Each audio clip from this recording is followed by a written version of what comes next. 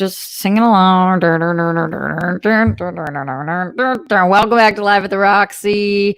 Guys, Brett Hankinson, Miles Cosgrove, Jonathan Mattingly. Those are the cops who killed Breonna Taylor. Arrest the cops who killed Breonna Taylor. Let's see how many fucking days in a row I have to say this. Already been tweeting it, already been Instagramming it for months. Now we're bringing it to this show. Oh, we got so much to talk about today, guys. Tons going on in the world, and also a pretty large Roxy advice corner at the end of the show. I want to talk about choices, and I know that's a very broad category, but not only do I want to talk about making the right choices, but also what to do when you don't have a choice. And I think that that's something that people don't talk about enough, because everybody says in life, you always have a choice. And while that is true to some extent, it's also super duper not true to all extents. So we will be talking about that. Also, we're getting a ton of nerd news this week, and none of it is fucking good. None of the nerd news is good. What? None of the nerd news is good. What? Star Wars and Avatar and a whole other list of films have been pushed back, including Mulan, which was delayed again, including Mulan. Why is she singing everything today? We'll never know. Michael B. Jordan launched a new thing. This is Fuck Yeah News. So at least we got some Fuck Yeah News on the show today called Change Hollywood. What is hashtag Change Hollywood? Don't worry, we will discuss it here. Also curious from you guys, I want to talk a little bit about Comic-Con at home, figure out who's watching, more so as I'm interested in consumer behavior and trying to see, all of us here are kind of nerdy, so is this something that we are interested in? And Big Brother All-Stars, if you don't give a flying fuck about that, that's totally okay. But I remember on all of the other shows I've been a part of, I have not been allowed to talk about Big Brother because I'm such a super fan. And guess what? This is my motherfucking show. So Big Brother All-Stars is coming up in a week and a half, and we will be talking about it. So I'm just getting you guys prepped now. Clear the rest of your schedule. Big Brother All-Stars is coming in August, okay? We will be discussing. Who is she? We don't know. And by she, I mean that voice. Let's name her Irma. All right, let's get into it. Also, guys, as always, Super Chat, Streamlabs, all that great stuff, streamlabs.com/Roxy Stryer. If you want any of your questions, comments, concerns read live on air. Also, you can just put them in the Super Chat as well. And in additional news, it's my sister's birthday today. Not that that really matters much to you guys, but it matters a lot to me because she's the best person on the planet. So even though she has never watched a single one of my shows, happy birthday to my little sister, Sky. I already posted a picture of us today, and she said she's getting tons of new Instagram follow requests, which I'm sure she fucking hates, but whatever, doing my part. All right, Glenn Caesar in the Streamlabs, streamlabs.com/Roxy Stryer says, hello, Roxy. Love you. Thanks for hanging out with us today. I hope you and all the Rockstars band have a love-filled Friday. May all of your weekends be great. Love, hugs, good vibes, bunnies to all of you who need it. And happy birthday to Sky too, Roxy. Oh, Glenn remembered. You are so cute. Yeah, it is the weekend, isn't it? Wow, Friday means that it is the weekend. That's kind of crazy. Wow, wild. So also, just so you guys know, I haven't even cleared this with them, so I hope they're okay with me announcing it, but I think it should be fine. Tomorrow, we are doing a Whirl Girls, so you won't be able to see it yet, but we are shooting an episode, a very small social distanced episode of Whirl Girls. So there will be new produced content coming to you guys, and we have a whole rollout plan of how we're going to be doing way more Whirl Girls content. So I know a lot of you guys have been asking about that because the Whirl Girls are fucking great. Dorina and Steph are like just the ride or die homies. So we have more content coming, and we will be filming something, which is really exciting. We're doing it in a very safe outdoors distance kind of way. So, and with a bare bones, with a very small, intimate team. And I'll keep you guys posted on what we are doing, but it's going to be a really fun, exciting episode. And tomorrow's going to be a really cool day. So I will be here live at the Roxy tomorrow at 1 with Steph Sabra.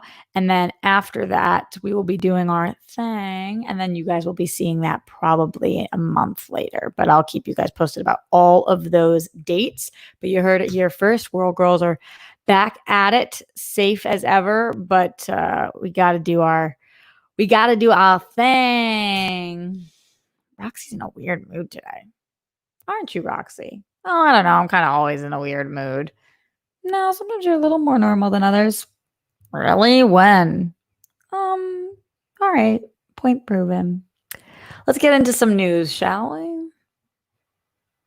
What? Okay. Let's start with the fact that everything's getting fucking pushed. Can't avoid it.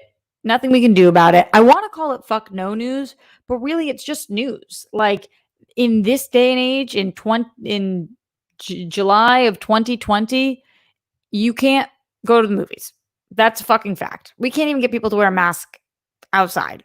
We can't even, I mean, we can't do jack shit right now. So how are we going to be like, yeah, you know what? Cases are rising, especially in California, which is the movie capital. Why doesn't everybody go to the movies? Totally. Yeah, people are dying, but it's fucking fine. Like, no, we just can't do it right now. And not, especially for these massive tentpole movies that are going to get people flooding to the theaters. We can't do it. So poor Mulan got the shit end of this COVID stick. A lot of people are getting the shit end of this COVID stick, but Mulan was pushed again.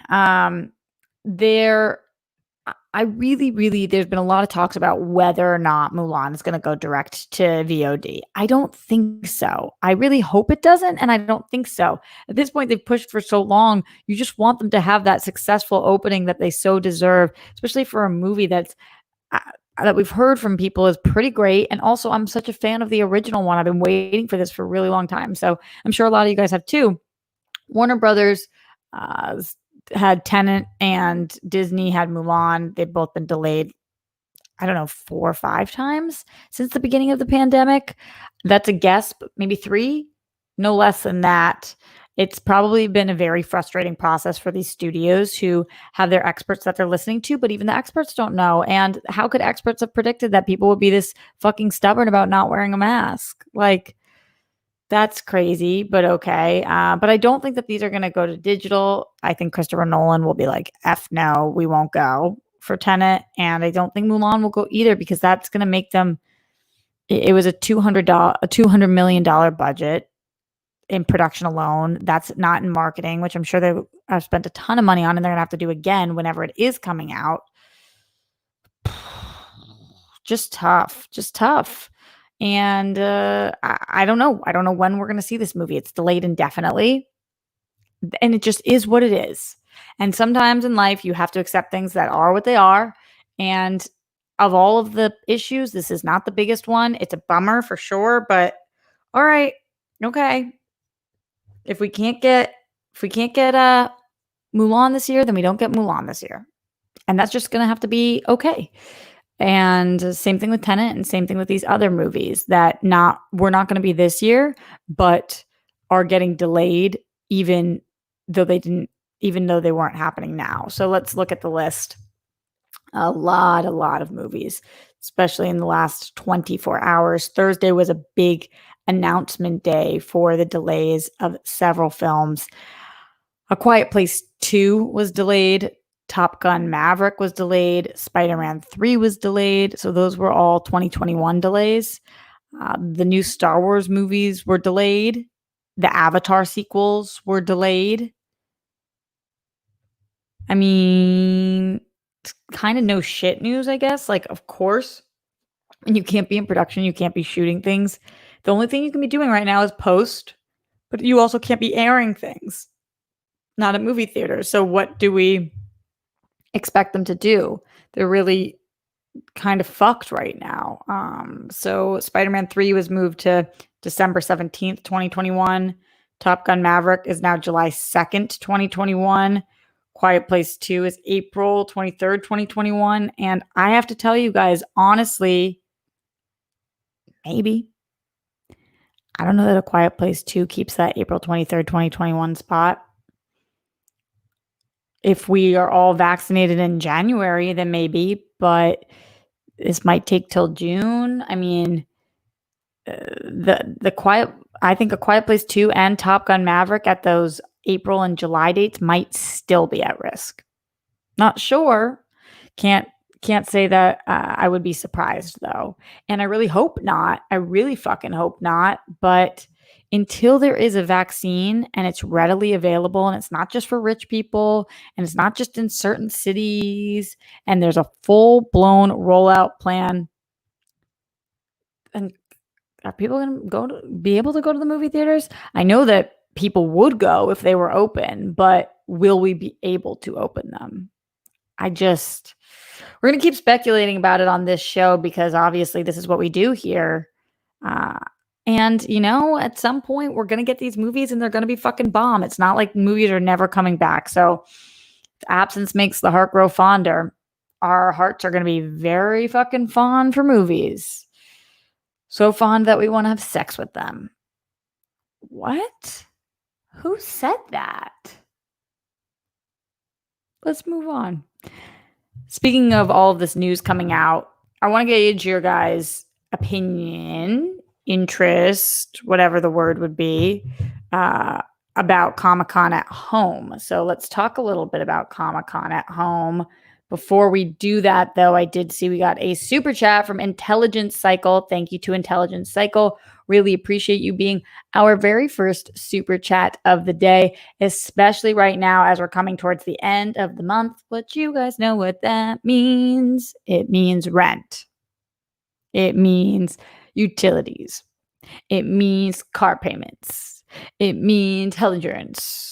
A word, all the stuff. It means all the payments. So your guys' support means a lot to me, especially right now. It always means a lot to me. But towards the end of the month, you guys know things get tricky. I'm sure they do for you as well. Let's talk about Comic-Con at home. Comic-Con at home is something that I have to say I was way more excited for than I am enjoying. And it's not that I'm watching things that I'm not enjoying. It's that I really can't be fucked right now to watch anything because it sucks when all of the announcements are that things are delayed. Like, do I really want to watch live streams in which I'm just hearing that things are pushed? There's some panels that I do want to check out. Like, at some point, I want to see what's going on with The Walking Dead. And IGN has done a great job with coverage, and a lot of different places are doing a great job reporting and articles on these. And I'm just kind of like, I don't know, I guess I'll wait until they come out. And that's so weird for me because I'm somebody who goes to Comic-Con every year. I love going to panels. I love the interactive part of it all. There's something about my misery of not being at Comic-Con right now and wishing I was there and then trying to just like watch a panel. I'm struggling with it. And yeah, there's teasers and trailers that are being dropped too, but I just watch those. I'm just having a hard time watching Comic-Con at home. And I'm wondering, are you guys watching Comic-Con at home and are you enjoying it? If so, please let me know. Send bunnies if you're watching Comic-Con at home and send hearts if you are not. Bunnies means you're watching Comic-Con at home or you've watched any part of it. Hearts means you're not. Just kind of curious. And again, I'm trying to learn more about consumer behavior because right now, as somebody who's trying to sell scripts and be a working host and actress, it's hard to figure out what people are interested in right now, what people are watching. I mean, some of the craziest shit has popped off during this time. Like, I think the biggest binge of quarantine was Tiger King. Who would have fucking guessed that? And would anybody have even watched it if we weren't in quarantine? Possibly. So it's hard to figure out like what are people really into while we're stuck at home. So a lot of bunnies, a lot of people watching. Oh, and a decent amount of hearts as well.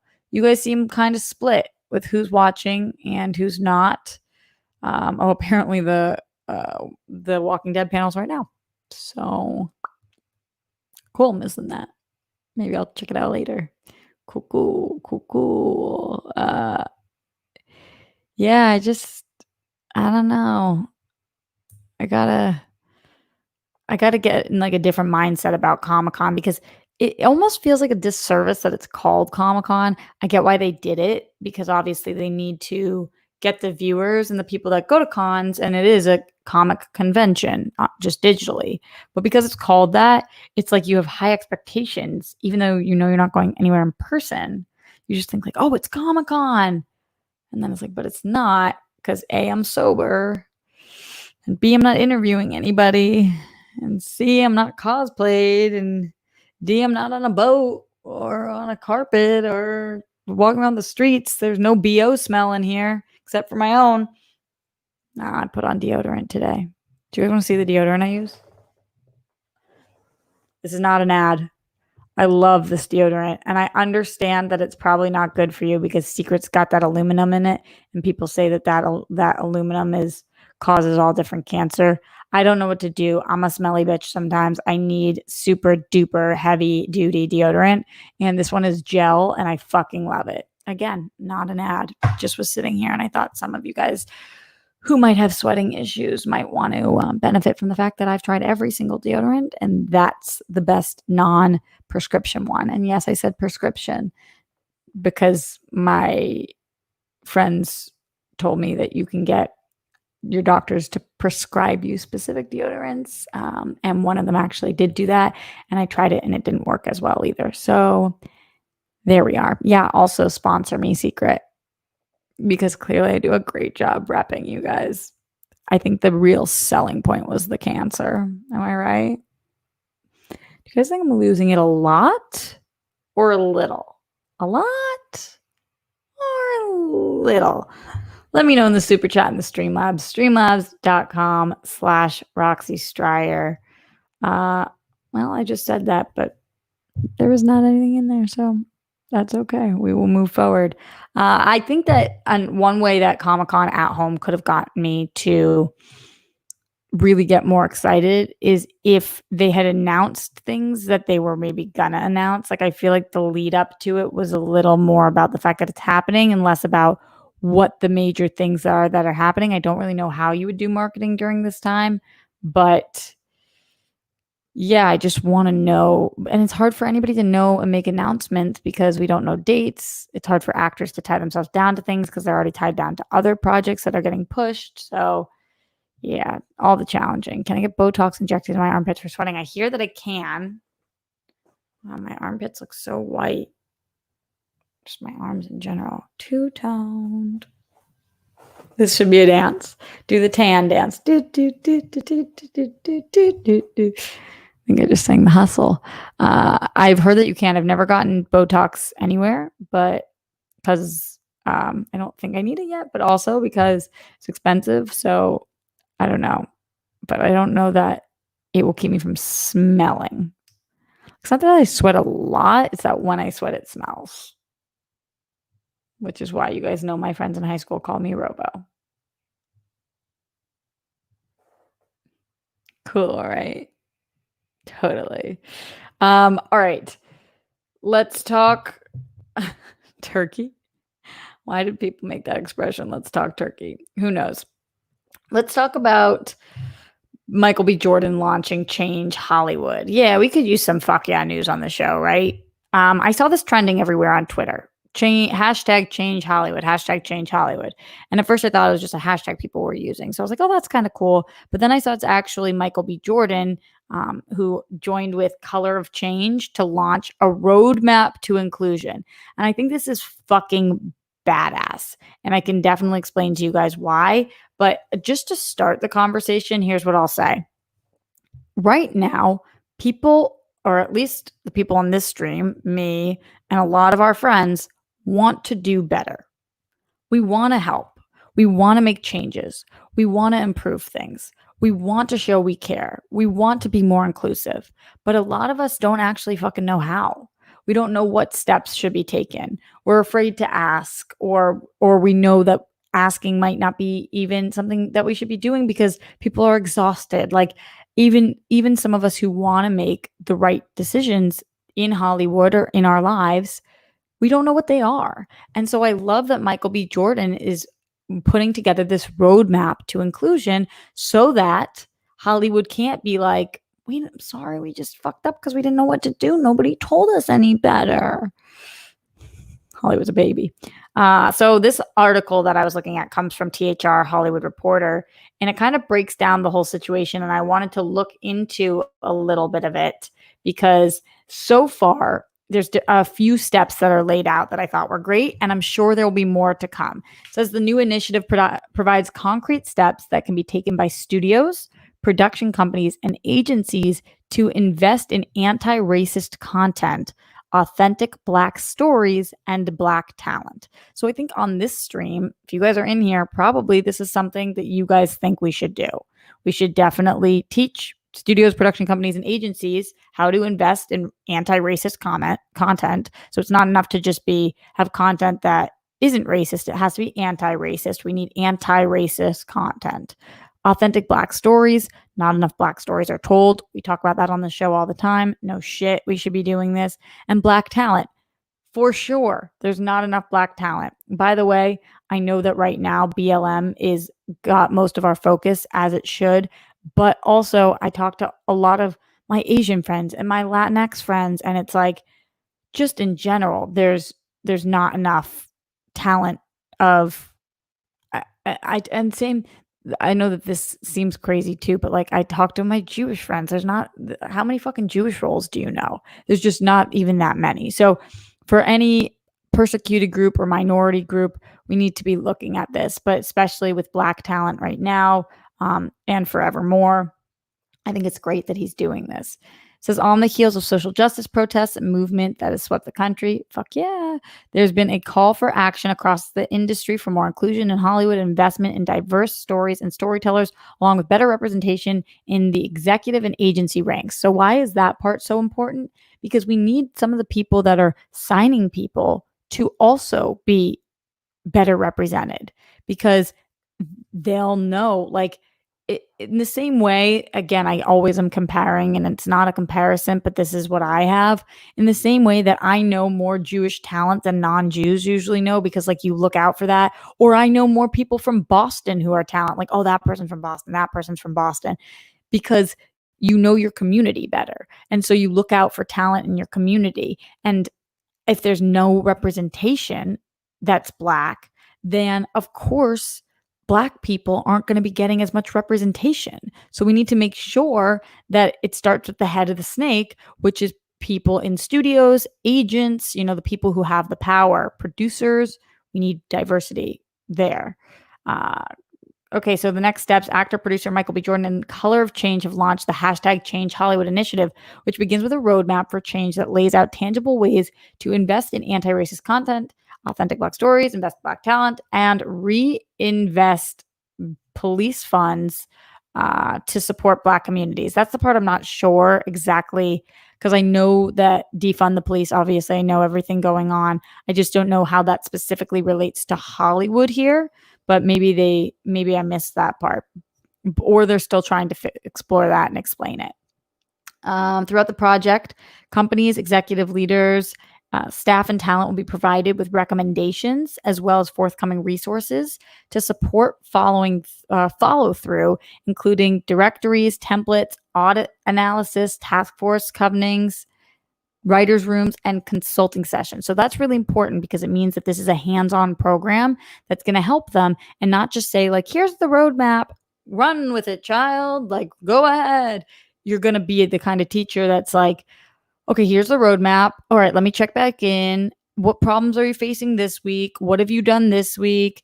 Let me check in with this audit. What's going on in the writer's room?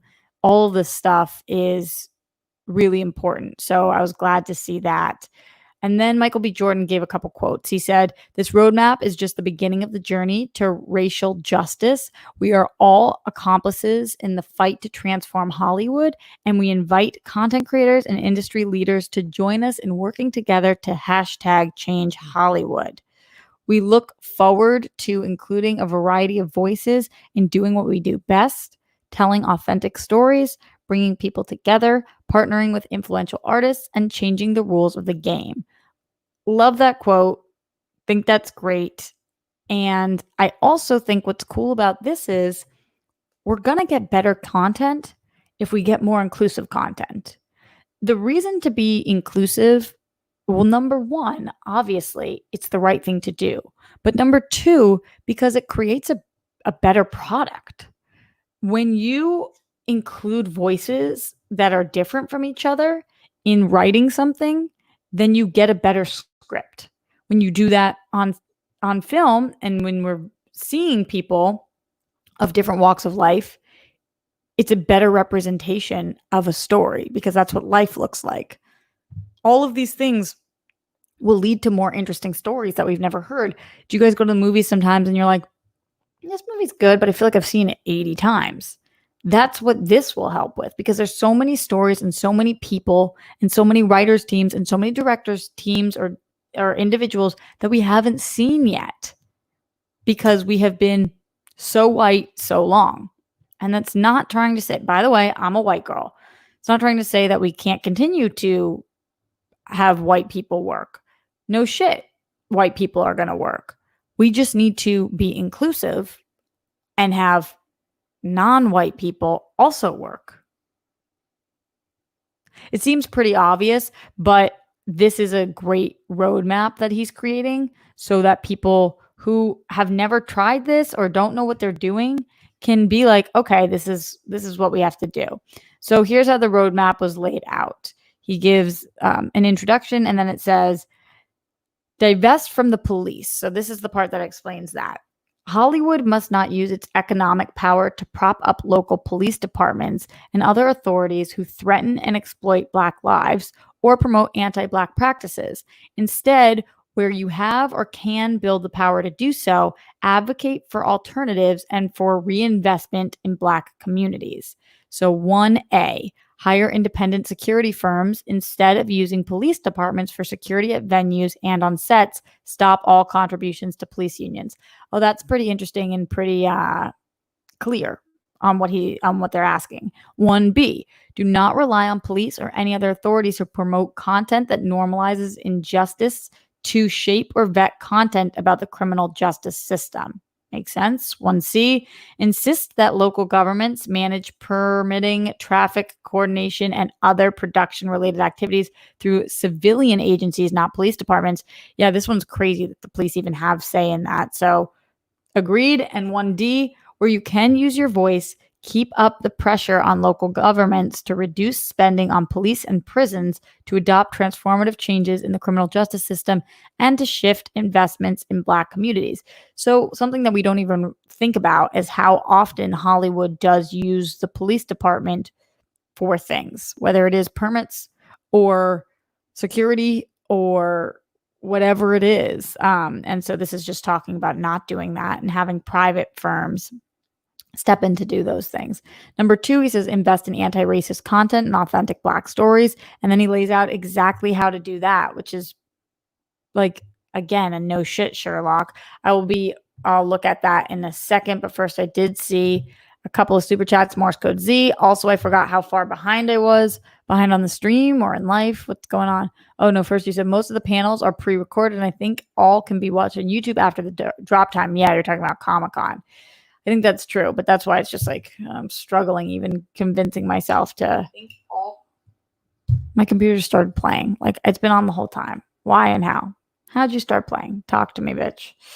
Yes, I called my computer a bitch. Don't judge. Try not to judge. Simply Emily said, I watched at home Comic-Con, the one put on by the Comic-Con YouTubers 3 months ago. And that was really fun, but I haven't heard much about Comic-Con at home.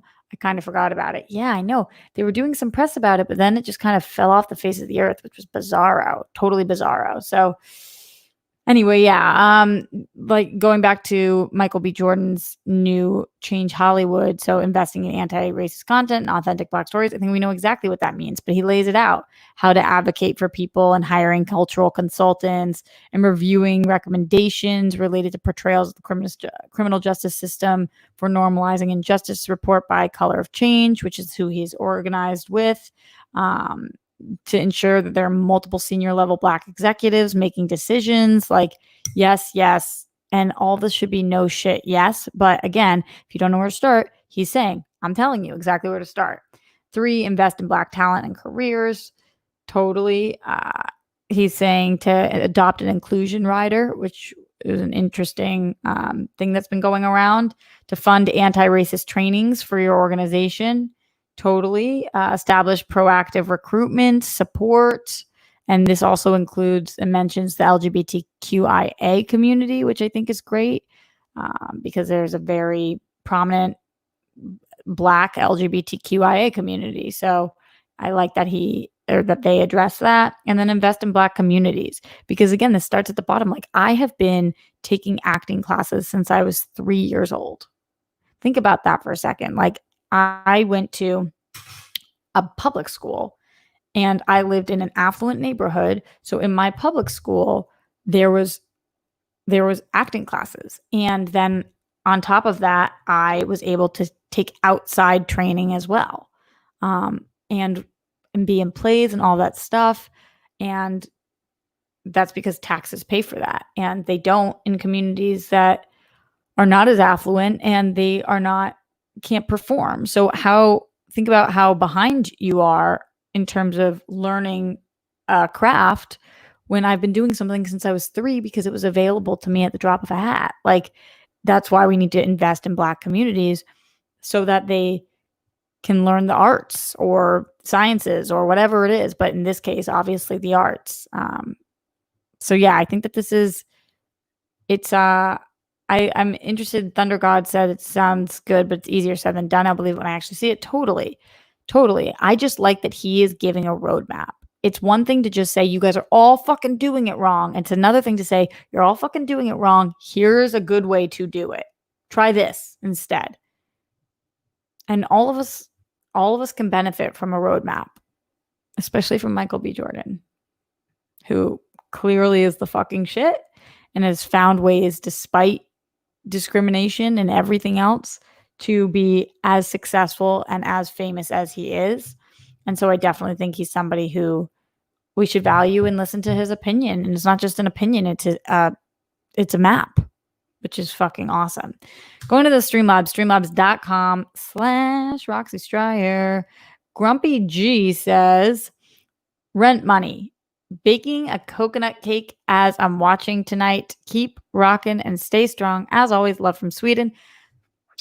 Blowing you kisses, Grumpy G. Thank you for the rent money. I fucking need it. Mark Jason Ali says, hi, Roxy. I think I mentioned this before, but I saw Mulan was the last press screening I saw in London. I've seen New Mutants, Comic-Con opening, and the new trailer that displays every release date it's had until it lands on the new August 28 date. Stay safe.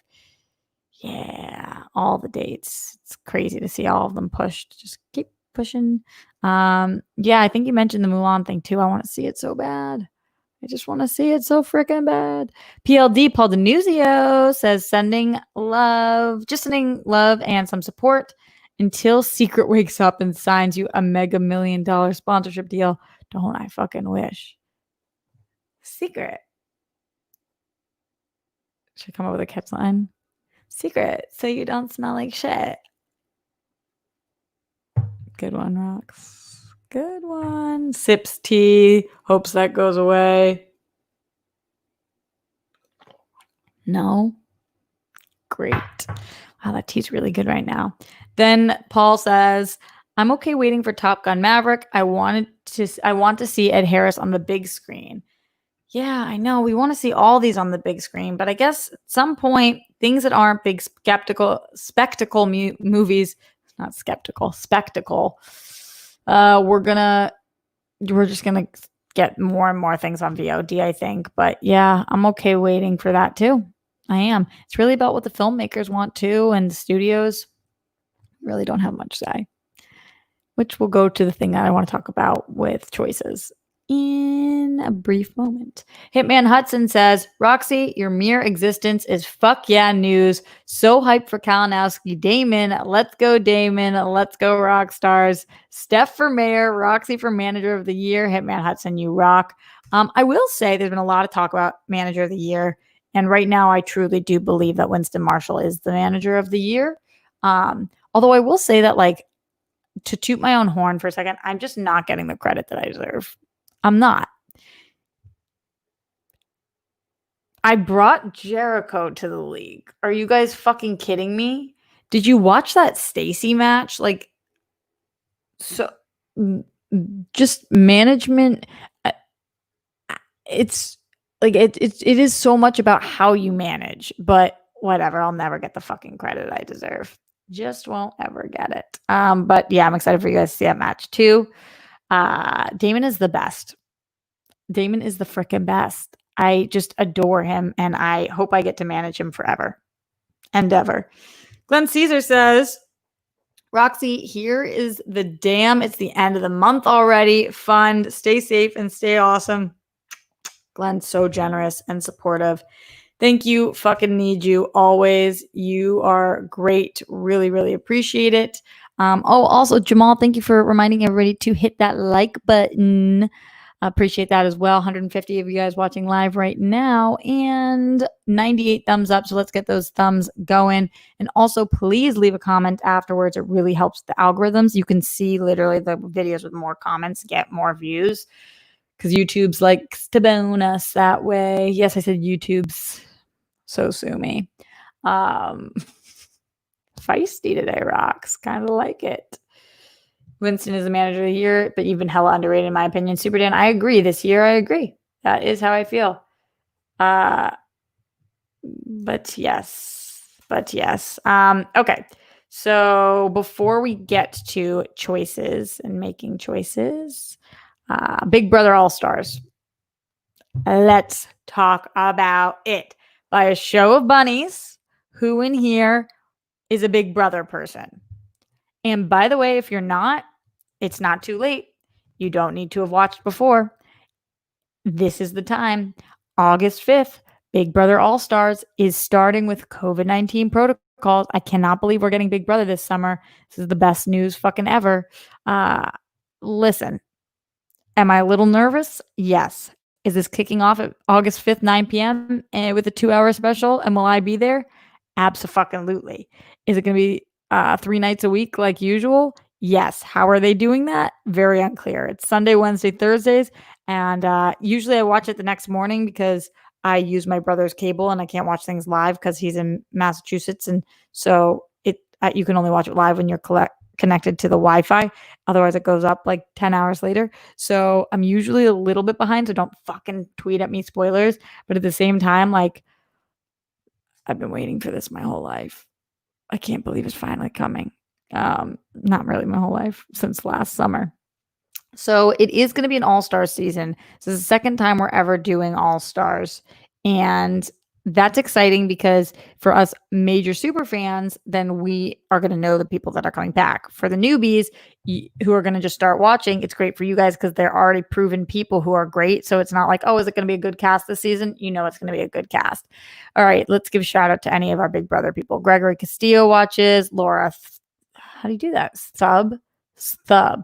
Wow, that's a hard last name to say, Laura.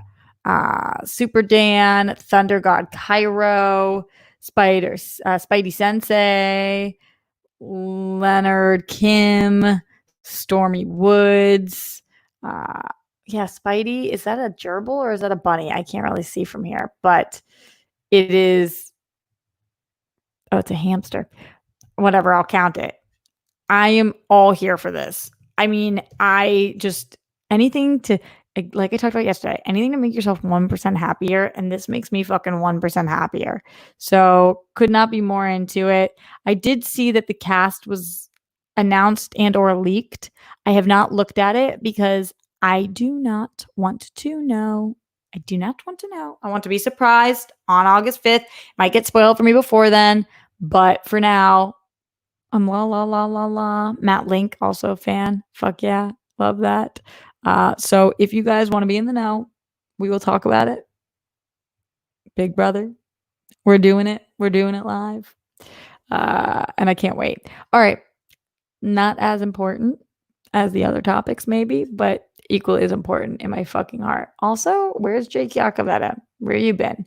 PLD, holding it down in here as my mod. But Jake, where are you at? I feel like he's been gone recently. I get really nervous about you guys and like to check on you when you're not doing well. People talking in here about Mookie Betts. I haven't talked about it on the show because it's what it is. And if that didn't make sense, that's okay. I don't make sense today. I'm going to kick his ass into shape, says PLD. All right, you do you. Let's talk about choices, guys, if that is all right with you. Because I think that this is an important thing to talk about during COVID. I already talked about not making rash decisions during COVID. I think this is really not the time to make any major life decisions because you don't know if why you're feeling the way you're feeling is because the world is in this state. And even if you think it's not because of that, you don't know. And so you have to give yourself a little grace and a little time to make big choices and not make rash decisions during this crazy time. But more so than making wise choices, because I really believe life is about that. Life is about making good choices, and those choices bring you to wherever you are. And those things are very important. But sometimes somebody or life makes choices for you, and it's not your choice, and you're given something that is not your pick, and you wouldn't have asked for it, and you didn't want it, and it's what's happening, and that's kind of period. And I'm finding this is happening a lot during COVID. So to be less vague and more specific, a lot of you guys have been DMing me. You guys know I read all of my IG DMs, but I don't respond to them because I'm not allowed to. And also, I like to have only public conversations in the interest of being totally candid and forward, but I'm not able to respond to DMs from people because of company policy for one of the companies that I work for, which I think is a really good company policy. But I feel like I need to address something, which is that a lot of you guys are telling me during this time that you have been dumped, been in really long-term relationships and you've been broken up with, or that somebody got really sick, or that somebody's passed away. And those are things that you did not choose. You did not choose to get broken up with. You did not choose for a loved one to get COVID or ill. You did not choose for somebody to die. There's a lot of things that are happening during this time that you didn't choose. And even had you made a series of other choices prior, it probably would not have made a difference. So it wasn't about your choices that got you where you were. It was something that was unfortunately given to you. And this can relate to a lot of different areas of life in which you don't have a choice or somebody takes away your right to choose, which is something that we don't usually handle very well as human beings, because why would we?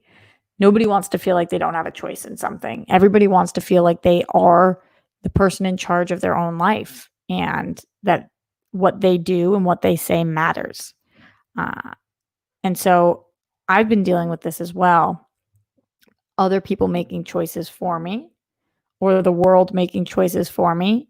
And now I have to live in that. So this part is the cliche, but we'll really break it down. What you do have a choice in is how you react to things. What you do have a choice in is how you respond. What you do have a choice in is how you move forward. And that's what we really need to focus on. And in this Roxy's advice corner of the day, it's what I want to focus on. It's the most challenging thing in the world when you've been kicked in the nuts and you're down, and now you have to choose to move forward, be happy, be healthy, be polite, be understanding, be empathetic, be any of those things. When somebody or the universe has done something to you that feels so wrong and you don't agree with the choices that have been made for you and you weren't given your own opportunity to make those choices, you feel like punching a wall, which is know this, which is universal. I don't know many people that get fucked with that then immediately feel like it's fine. That's fine. Most of us want to cry, want to yell, but will that help? Will that be helpful? Will that create happiness in the future? Will that create the long-term effect that you're looking for? Probably not. So, for your own sake, you have to develop these methods to react, respond, and do things reasonably to create a positive future for yourself and those around you. And many times in life, the things that we think are the worst thing happening to us in the future ended up making our life better or making us stronger for future things that were going to happen and were necessary. Um, a lot of people I know are getting dumped during this time. The word dumped is so ugly, but that's what it feels like. You feel like you're down in the dumps. You've been dumped. But a lot of people are getting broken up with right now. And I've gotten so many DMs about this. And I feel fucking awful for you guys. I feel awful about it. It's horrible. And especially during COVID, to leave your partner is just, it's not a good time to do so. But if they're going to leave you now, they were going to leave you at some point. I really believe that because there's so many tribulations in relationships. There's so many trials and so many things that could go wrong. Somebody could get sick. Somebody could get pregnant. Somebody could get lose their job. And you need to see how your partner hangs in because it really needs to be a partnership. And so if they leave you during a pandemic, then it kind of was a little bit of a test, which sucks to say out loud. But if they can't hang then, they probably can't hang. And the world is handing you something that you might not want to take. You didn't want it. You were happy. You were in love. You were any of those things. But it's not your choice. And so now you have to move forward. And so what can you choose? Okay. You could choose drugs and alcohol, which many of us turn to in our time of need. But does that really help? Will that get you up on your feet faster? Will that make you happier? Will it make you a better person? The answer to all of that is no. Doesn't mean you can't have a glass of wine. Doesn't mean you can't smoke a little weed. But in general, is going out and getting shit-faced over and over and numbing everything for months on end going to help you during this quarantine? No. So focus on something else. What's that thing you've wanted to do but you haven't had time for? Do you want to find a way to, I don't know, get a six-pack, play guitar, write that script, focus on getting a promotion? It's very hard during this time, but put your energy into something that you can really focus on. And that's how you can find a way to stay positive because you had no choice in what happened to you, but now you have a choice in how you spend your time, where you give your love, where you put your energy. And that's really important. Same thing for anybody who's lost anybody during this time. There's nothing you can do. There's nothing you can do. They're gone. And I've gotten a lot of DMs about this as well. So what do? What you do is you honor that person by living the best life you possibly can. And it might take a few weeks or months or however long to shake the cobwebs and, get out the things, the demons that you need to cast out. But then remember what that person would want for you and figure out how to make choices based on a choice you were not given. Now you've got a series of choices to make and make the ones that will make your life best. I know this is a lot to take in. And I see a lot of you guys have a lot of struggles going on in the chat, and I'm here and I'm listening. It's a really fucking hard time. But even when you're not given a choice, you then have choices to make about how you handle yourself. And so I'm here rooting for you guys. I'm here for any specific questions you have.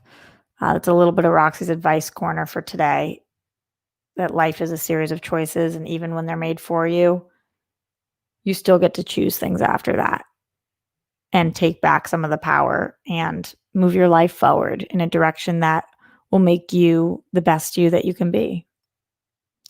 So that's kind of my advice for people who have been dumped or lost somebody or are dealing with somebody incredibly ill right now, or any challenging circumstances, or lost a job.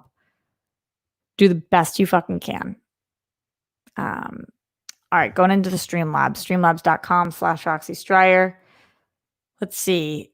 Grumpy G says, so I've noticed that SJU has about 300 watching a regular episode. You have about 100 to 150 per episode. They have over 1 million subscribers and you have 20,000.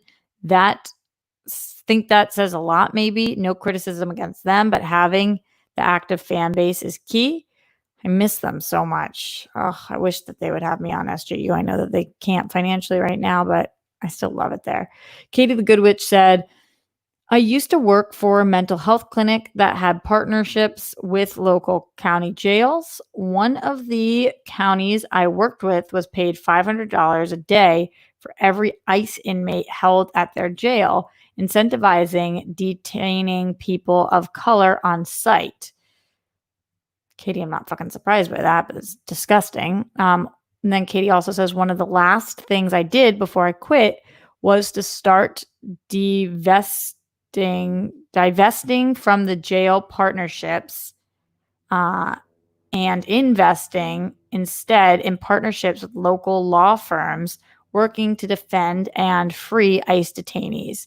People who think the prison system is just are blind. Woof. Woof. Katie, thank you for letting us know that. And that seems really, really fucking hard. Oh, God. Texas teacher in here in the Streamlabs, streamlabs.com/Roxy Strider said, I had 9 years clean and sober from coke and heroin. And due to not being able to leave the house, I have 2 days.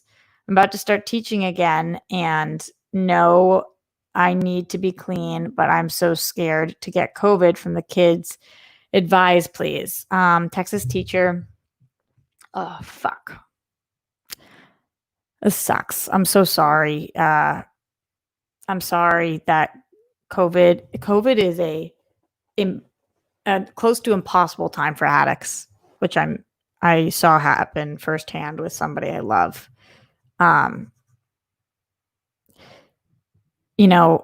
First of all, the fact that you had 9 years clean and sober from coke and heroin means that you can do this. You did it for 9 fucking years. You can do this. And you fell off. And it happened. And speaking of choices, that was a choice that you made based on a choice that was given to you. The choice not given to you. The choice that was not given to you was that it is COVID and you can't leave your house. And then you made a choice to use, and that doesn't mean you have to continue to make that choice. Now it's about making the choice to make sure that you can be the best version of you, a version that you chose every day for 9 years, who teaches and loves and is present and capable. I think that, yes, you need to be clean.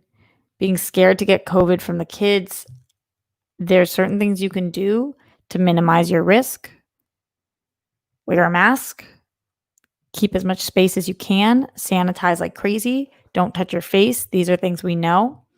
If you're going to go back to school, you have to stay clean. You can't be teaching kids when you're not. I know that you know that, but that's a non-negotiable. And also, being on coke or heroin, lowers your immune system, and you are much more likely to contract COVID when you are on drugs, because also you're less spatially aware.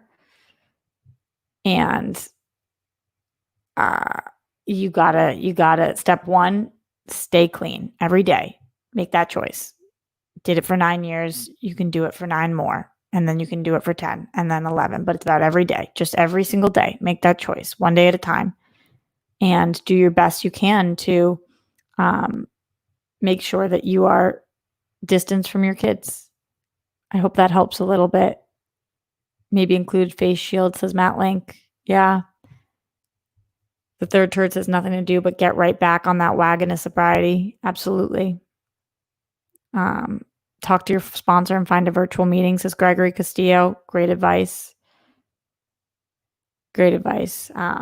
Hopefully that helps a little bit, Texas teacher. We're here for you. And I hope you are able to make that choice today and then tomorrow. And keep us posted and check in. We're here every single day live at the Roxy, 1 p.m. What's going on in the chat right now? In the super chat, Greg LeBeau says, you are out of this world, a great person, just in case you didn't know or forgot. Greg, thank you. I really appreciate that. God, some days it just doesn't feel okay, but I appreciate that. Andrew Thomas says, hey, Roxy, you look really beautiful and sexy today. Ooh. G4 is returning, and let's go O's. Let's beat the Red Sox. LOL. Andrew, why did you make me say that? Anybody, it's like Jake always making me say F the, you guys know. Hurts my soul. Hurts my soul.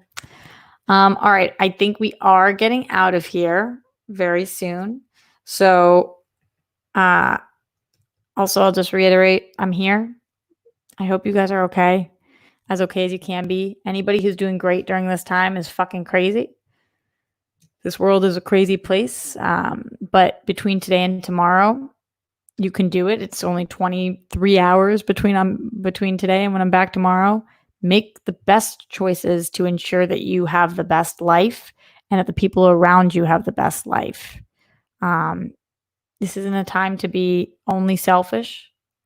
This is a time to love and support the people around you, which only makes you a better person and only will make you supported in return. And if you can make those choices today, then I know you can do it tomorrow too. Keep fighting. Stay safe. Arrest the fucking cops who killed Breonna Taylor. All of those things. And don't worry, I know she's been gone for a minute, but Steph Sabra will be back tomorrow, live at the Roxy, 1 p.m., as will I. See you guys then. And yeah, work on those choices until then. Love you guys.